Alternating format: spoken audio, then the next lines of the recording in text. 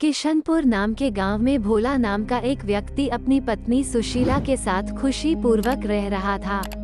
जब होली का पर्व आया तो सभी लोग होली की तैयारी कर रहे थे, लेकिन भोला के घर में खाने का एक दाना तक नहीं था।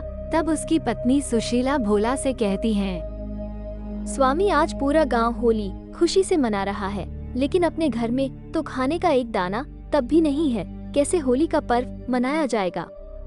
सुशीला की बात सुनकर भोला बोलता है, ठीक है सुशीला, मैं जाता हूँ कोई काम की तलाश में। अगर कोई काम मिल जाएगा तो उधर से ही खाने का सामान खरीद कर घर आ जाऊंगा।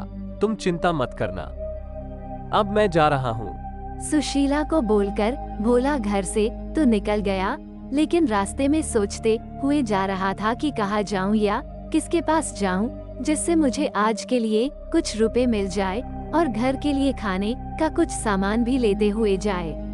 भोला चलते चलते एक घना सुनसान जंगल के रास्ते जाने लगा। कुछ ही दूर और आगे बढ़ा तो उसे एक तांत्रिक बाबा दिखाई दिया। भोला को देखते ही तांत्रिक बाबा बोले, बेटा तुम इतने उदास क्यों हो?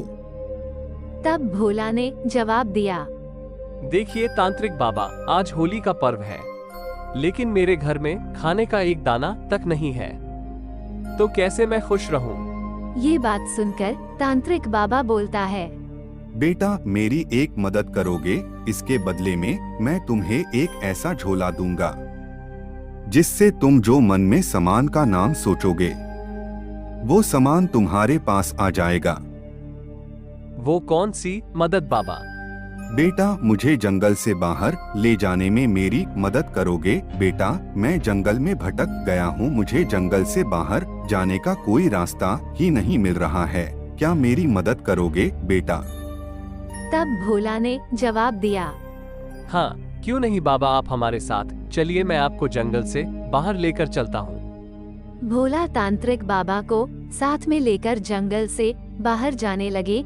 जब दोनों जंगल से बाहर गया तो तांत्रिक बाबा जादुई झोला भोला को दे दिया और वो झोला लेकर भोला अपने घर अपनी पत्नी सुशीला के पास चला। और घर जाने के बाद भोला के घर में जो जरूरत का सामान होता था वो उस झोले से मांग लेता था और खुशी खुशी अपना जिंदगी व्यतीत करने लगा।